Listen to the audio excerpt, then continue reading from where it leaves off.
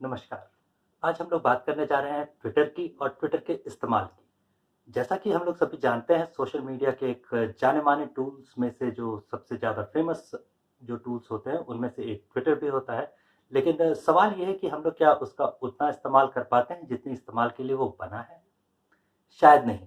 कई बार जब लोग नया इस्तेमाल करना शुरू कर रहे होते हैं ट्विटर, नया-नया वो ट्विटर पर आए ही होते हैं, उस समय उन्हें बहुत कन्फ्यूज़न होती है कि आखिर ये चीज़ काम कैसे करती है, चलती कैसे है और इसका पूरा फ़ायदा कैसे उठाया जाए। ख़ास तौर पर अगर आप किसी बिज़नेस ऑर्गेनाइज़ेशन से जुड़े हुए हैं या फिर आप अपने ब्रांड के प्रमोशन के लिए या अपना इंडिविजुअल ब्रांड बनाने के लिए, अपने खुद को एक ब्रांड के तौर पर स्थापित करने के लिए ट्विटर का इस्तेमाल करना शुरू करने वाले हैं, तो शायद ये जानकारी आपके लिए काम की हो सकती है। तो आइए देखते हैं सबसे पहले हम लोग ट्विटर पर कर क्या सकते हैं। नॉर्मली ट्विटर पर ट्वीट किए जाते हैं और हम लोग को पता है कि इसमें कैरेक्टर्स की एक लिमिट होती है, यानी बहुत छोटे वाक्य ही इस पर इस्तेमाल किए जा सकते हैं। इसकी वजह से ट्विटर को माइक्रो ब्लॉगिंग साइट भी कहा जाता है। अब माइक्रो ब्लॉगिंग साइट होने का नुकसान और फायदा दोनों है। एक चीज जो इस पर खास ध्यान रखने की है वो ये है कि इस पर किसी भी ट्वीट का जो एवरेज लाइफ टाइम होता है उसे 17 मिनट का ही माना जाता है। सिर्फ 17 मिनट की लाइफ होने की वजह से आप दिन में अगर 5 ट्वीट कर रहे हैं तो आपका काम चल जाएगा। इस 5 ट्वीट के अलावा और क्या करना है आपको? अगर आपको और लोगों से अपनी पहचान बनानी है और लोगों के बीच अपना परिचय बनाना है, तो अपनी फ़ील्ड के लोगों को, अपनी जिस क्षेत्र में आप काम करते हो, उस क्षेत्र के लोगों को फ़ॉलो कीजिए।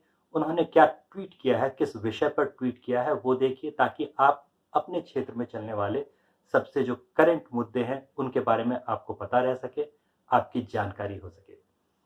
अगर आप सिर्फ इस जानकारी से काम नहीं चलाना चाहते तो आप एक और काम कर सकते हैं। अपने ट्वीट पर आप जब शुरुआत में देखेंगे तो ट्वीट पर नीचे, जैसा कि मेरे इमेज में साथ में आपको नज़र आ रहा है, यहाँ पर एक पॉल का ऑप्शन होता है।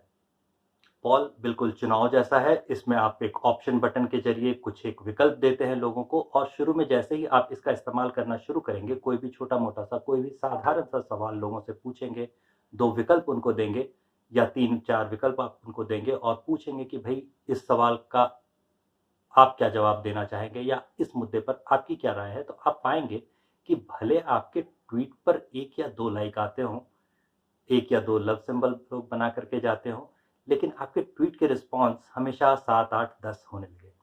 तुरंत आपको समझ में आ जाएगा कि अगर आपकी रीच बढ़ानी है, तो पॉल एक बहुत अच्छा तरीका हो सकता है। दूसरा तरीका जो हम लोग इस्तेमाल करते हैं, वो है ट्वीट को पिन करने का।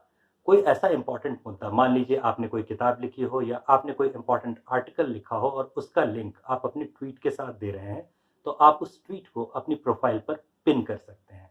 पिन ट्वीट कैसा दिखता है, वो आपको इमेज में नज़र आ जाएगा। पिन ट्वीट किया कैसे जाता है? ट्वीट के बगल में जो आपको 3 बिंदियाँ दिखती है, वहाँ पर क्लिक करके आप अपने ट्वीट को पिन कर सकते हैं। किसी पुराने पिन को हटाकर कोई नया पिन रख सकते हैं। ये याद रखिए कि एक वक्त में आपके पास सिर्फ एक पिन ट्वीट होगा। तो जो आपके लिए सबसे ज़्यादा ज़रूरी मुद्दा हो, उसे आप पिन ट्वीट में रखिए। इसे आपकी प्रोफाइल पर आने वाला हर व्यक्ति सबसे पहले देखेगा, सबसे पहले ट्वीट के तौर पे देखेगा, भले वो आपने उससे 20 दिन या 10 दिन पहले ट्वीट किया हो। तो अब पिन ट्वीट के बाद हम लोग आते हैं तीसरे ऑप्शन, यानी थ्रेड पर। कई बार ऐसा होता है कि माइक्रो ब्लॉगिंग साइट होने की वजह से, छोटे ट्वीट लिख पाने की वजह से, आप अपनी पूरी बात एक वाक्य में नहीं कर पाते। पूरी बात अगर आप एक वाक्य में नहीं कर पा रहे या बिल्कुल सही-सही तरीके से उसे नहीं समझा पा रहे, तो आपके पास ये विकल्प होता है कि आप उसे कई टुकड़ों में कहें। कई टुकड़ों में आप अपनी बात अपनी ट्वीट में कह सकें। इसके लिए ट्विटर थ्रेड का विकल्प देता है। थ्रेड कैसे बनाया जाता है? जहां आप अपना ट्वीट लिखते हैं और उसके बाद उसे सेंड करने के लिए ट्वीट के बटन पे क्लिक करते हैं, उसके ठीक बगल में आपको एक प्लस का निशान बना हुआ दिखेगा। आप उस पर क्लिक करें अपना पहला ट्वीट लिखने के बाद, तो आपके पास और अगला ट्वीट लिखने के ऑप्शन आएंगे। फिर आप दोबारा प्लस पे साइन पे क्लिक करेंगे, तो फिर और एक और विकल्प आ जाएगा। तो इस तरह 2, 3, 5, 10 आप चाहें तो अपने ट्वीट के थ्रेड को लंबा और लंबा कर सकते हैं। थ्रेड के साथ एक और अच्छी चीज़ ये होती है कि अगर आपने आज एक थ्रेड पोस्ट किया है और 1 साल बाद चाहते हैं कि आप उसके नीचे एक और ट्वीट जोड़ दें, तो ये विकल्प भी ट्विटर फिलहाल आपको देता है। आप इस विकल्प का इस्तेमाल अपने फ़ायदे के लिए या एक ही से संबंधित अलग-अलग तथ्यों को या अलग जो भी डेवलपमेंट्स हुए हैं उसी फ़ील्ड में, उनको अगर सामने लाने के लिए करना चाहते हैं, तो इसका इस्तेमाल आपके लिए फ़ायदेमंद हो सकता है। शुरुआत के दौर में ये काफ़ी काम का होता है। इसके बाद आता है हमारे पास फ़ीड। फ़ीड का इम्पोर्टेंस ये है कि फ़ीड आपको ये बताता है कि आपकी ट्विटर वाली जो वॉल जैसी जगह होती है, वहाँ पर आपको दिखेगा क्या? आपकी ट्विटर फ़ीड में आपको क्या नज़र आ रहा है, ये इस बात पर निर्भर है कि आपने सेटिंग्स में क्या कर रखा है। तो जैसा कि आप देख सकते हैं कि ये ट्वीट में आपका जो फ़ीड होता है, इसका विकल्प ऊपर एक सितारे जैसे निशान से आता है। इस पर जब आप क्लिक करेंगे तो आपके पास 2 विकल्प आते हैं। आपने जो सब्जेक्ट्स चुन रखे हैं, सिर्फ़ उन पर चीज़ें देखना चाहते हैं, तो आपको ऐसे लोगों के ट्वीट भी दिखेंगे जो उस फ़ील्ड से या संबंधित कुछ ट्वीट कर गए हैं, या फिर उन्होंने आपको या आपने उन्हें फ़ॉलो नहीं कर रखा, तो भी वो आपको नज़र आने लगेंगे। इससे फ़ायदा ये होता है कि अपने क्षेत्र में जो सबसे महत्वपूर्ण डेवलपमेंट्स हो रही होती हैं या तुरंत ताज़ा-ताज़ा आई होती हैं, नई खबरें होती हैं, वो सब की सब आपको नज़र आने लगती हैं। अगर आप अपने प्रोफ़ाइल पर क्लिक करते हैं और थोड़ा-सा नीचे ऊपर स्क्रॉल करने की कोशिश करें, तो वहाँ पे कई बार ट्विटर आपको टॉपिक्स टू फ़ॉलो भी दिखाता है। उदाहरण के लिए, ये मेरा जो फ़ीड है, उसमें नज़र आने वाला टॉपिक्स टू फ़ॉलो है। मेरी प्रोफ़ाइल पर जो नज़र आ रहा है, ज़रूरी नहीं कि आपकी प्रोफ़ाइल पर वही नज़र आए। जो चीज़ें मैं देखता या पढ़ता रहा हूँ, ट्विटर का एल्गोरिथम उसके हिसाब से ये सेट करके देता है। आपके लिए ये बदला हुआ हो सकता है। आपके काम की बहुत सारी चीज़ें यहाँ मिल जाएँगी। आप कोशिश करें तो यहाँ से आप ऐसे टॉपिक्स को फ़ॉलो कर सकते हैं जिनमें आपका इंटरेस्ट हो। इस पर लोग क्या कह रहे हैं ये आपको पता रहेगा, तो फिर से उनके ट्वीट का जवाब देने में या उन्हें रीट्वीट करने में आप काम की जानकारी लोगों तक पहुँचा सकेंगे। जो 3 चीज़ें हम लोग ट्विटर पे कर रहे होते हैं आम तौर पर, वो हैं एंटरटेन, दूसरा इन्फॉर्म और तीसरा एजुकेट।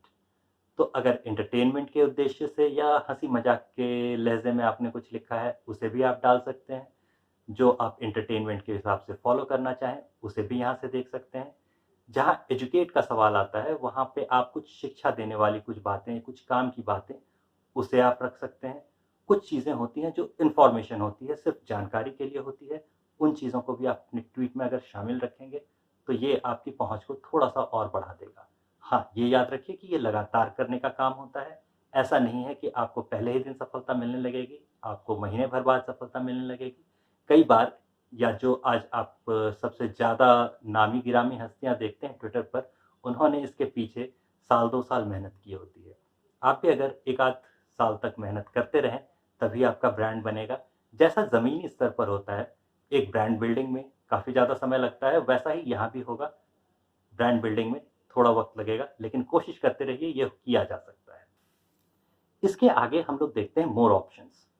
जब आप अपनी ट्विटर फ़ीड में या अपनी ट्विटर की जो सामने जो आपको स्क्रीन नज़र आ रही है लैपटॉप पे या आपके कंप्यूटर पे, उस पर बाईं तरफ देखेंगे, तो आपको मोर ऑप्शंस मोर ऑप्शंस में जो 4 चीज़ें देखने लायक होती हैं, उनमें से सबसे पहला है लिस्ट। आप कई ऐसी लिस्ट बना के रख सकते हैं जिस पर लोगों को एक साथ संदेश भेजे जा सकें या उस लिस्ट को खास एक सब्जेक्ट के लिए इस्तेमाल किया जा सके। मान लीजिए आप सिर्फ किताबों के बारे में बात करना चाहते हैं और आपको धीरे-धीरे पता चल जाता है कि ये 10 लोग ऐसे हैं आपकी लिस्ट में जो किताबों के बारे में ज़्यादा जानकारी रखते हैं, ज़्यादा रुचि रखते हैं या उसके बारे में ट्वीट और पोस्ट कर रहे होते हैं। तो आप अपनी इस लिस्ट पर इन सभी लोगों को एक साथ किताबों से संबंधित कोई भी संदेश भेज सकते हैं। हो सकता है कोई लिस्ट आपके पास ऐसी हो जो सिर्फ पर्यावरण के मुद्दे से जुड़े लोगों की हो सकता है कोई तीसरी लिस्ट हो आपके पास जो सिर्फ विदेश नीति या आस-पड़ोस के देशों में हो रही हलचलों के बारे में जानकारी या बातें करने के लिए हो। तो ऐसे अलग-अलग लिस्ट आपके पास कई हो सकते हैं।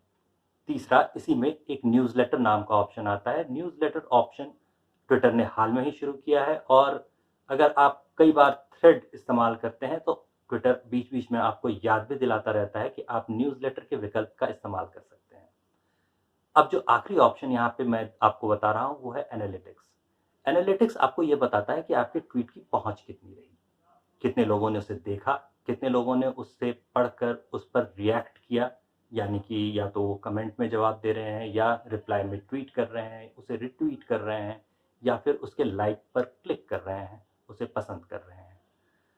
तो ये एनालिटिक्स देखने से आपको ये पता चल सकता है कि आपकी कौन सी ट्वीट पसंद की गई और कौन सी ट्वीट सो रह गई।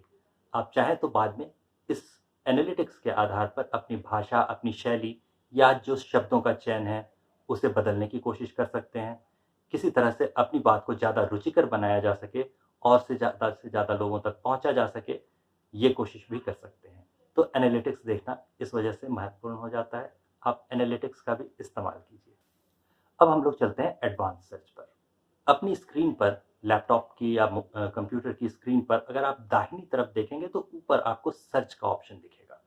सर्च नॉर्मली हम लोग कुछ भी ढूंढने के लिए करते हैं और जैसे गूगल का सर्च काम करता है करीब करीब वैसे ही यहाँ भी आप कुछ भी लिख कर अगर इंटर दबा देंगे तो उसे सर्च करके जैसे गूगल बता देता है, करीब करीब वैसे ही ट्विटर भी उस मुद्दे को सर्च करके ट्विटर पे उस मुद्दे से संबंधित या उस शब्द से संबंधित क्या क्या पोस्ट किया गया है, क्या क्या ट्वीट किया गया है, वो सब कुछ आपके सामने रख देगा।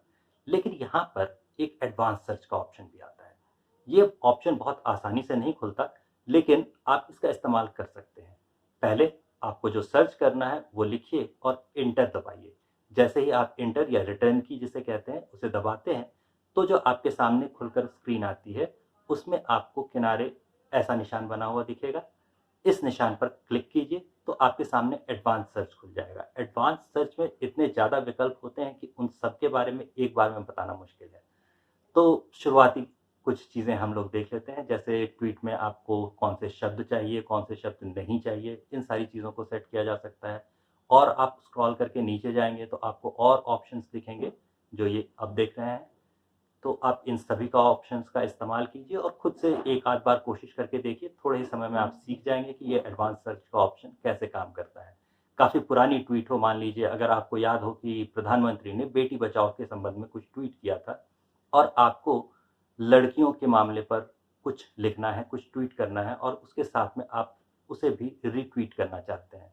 तो बहुत आसान काम है कि आप एडवांस सर्च में जाएँ, बेटी बचाओ लिख कर के सर्च करें और प्रोफ़ाइल बता दें कि इस आदमी की या इस ऑफ़िशियल ट्विटर हैंडल की पोस्ट में हमें सर्च करना है और वहाँ पर इस ट्वीट से संबंधित क्या ट्वीट किया गया था या उस हैशटैग से संबंधित क्या ट्वीट किया गया था, ये आपको बहुत आसानी से मिल जाएगा।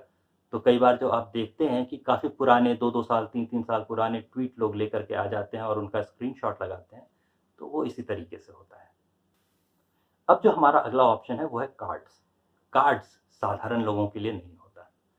कार्ड्स के लिए बिल्कुल अलग से एक आधे 1 घंटे का अगर वीडियो रिकॉर्ड कर लिया जाए तो भी हम आपको सारी बातें नहीं बता पाएँगे। कार्ड्स ज़्यादातर जो प्रोग्रामिंग का थोड़ा बहुत अनुभव रखते हैं, वैसे लोगों के काम आता है। तो अगर आप प्रोग्रामिंग का थोड़ा बहुत अनुभव रखते हैं तो कार्ड्स आप सर्च करके देखिए। ट्विटर के पास पूरा एक पेज है जहाँ पर वो कार्ड्स के बारे में काफ़ी विस्तार से सारी चीज़ें लिख कर बताते हैं।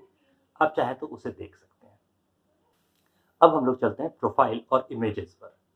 ये बात सब लोग जानते हैं कि अगर किसी भी चीज़ के साथ किसी भी आपकी ट्वीट के साथ कुछ इन्फोग्राफिक्स जुड़े हुए हों, कुछ वीडियो या इमेज फाइल्स जुड़ी हुई हों, जो लोगों का ध्यान आकर्षित कर सकें, तो वो ज़्यादा देखी जाती है, ज़्यादा पढ़ी जाती है।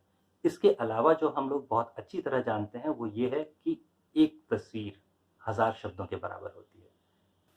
तो अपनी ट्वीट में बहुत ज़्यादा इनका इस्तेमाल करना शुरू कर सकते हैं आप। तो अपनी ट्वीट में आप तस्वीरों का इस्तेमाल करें, वीडियोज़ का इस्तेमाल करें, जहाँ तक संभव हो सके। वीडियोज़ 2 मिनट से कम के रखें क्योंकि इससे ज़्यादा 2 मिनट 20 सेकंड से ज़्यादा लंबे वीडियोज़ फ़िलहाल ट्विटर पोस्ट नहीं करने देता। और आगे चलते हैं और इसके बाद हम लोग देखते हैं कि प्रोफ़ाइल में इमेजेस आपके एक कवर फ़ोटो या फिर जिसको हेडर फ़ोटो कहते हैं वो होनी चाहिए, एक प्रोफ़ाइल फ़ोटो और आपका बायो कंप्लीट हो, इसकी कोशिश कीजिए। ये भी आपकी प्रोफ़ाइल की सर्च और आपकी प्रोफ़ाइल की रीच को बढ़ा देता है। अब आते हैं आखिरी फीचर पर। ये जो आखिरी चीज़ जिसके बारे में हम लोग बात करने वाले हैं वो है ट्विटर स्पेसेस। जैसा कि अभी सभी लोग जानते हैं कि कुछ लोग बात करके अपनी बात दूसरों तक पहुंचाने में ज़्यादा सक्षम होते हैं, कुछ लोग लिखकर अपनी बात दूसरों को ज़्यादा आसानी से समझा पाते हैं। तो अगर आप लिखकर अपनी बात समझाने में बहुत ज़्यादा एक्सपर्ट नहीं हैं या पाते हैं कि आप लिखकर बहुत ज़्यादा बातें नहीं कर सकते, आपके पास उतना समय नहीं है कि आप लिखकर अपनी बात कर पाएँ, या आपको कुछ अपने समूह के लोगों को एक जगह इकट्ठा करके किसी एक मुद्दे पर अपनी एक राय तय करनी है, उस स्थिति में हम लोग स्पेस का इस्तेमाल कर सकते हैं।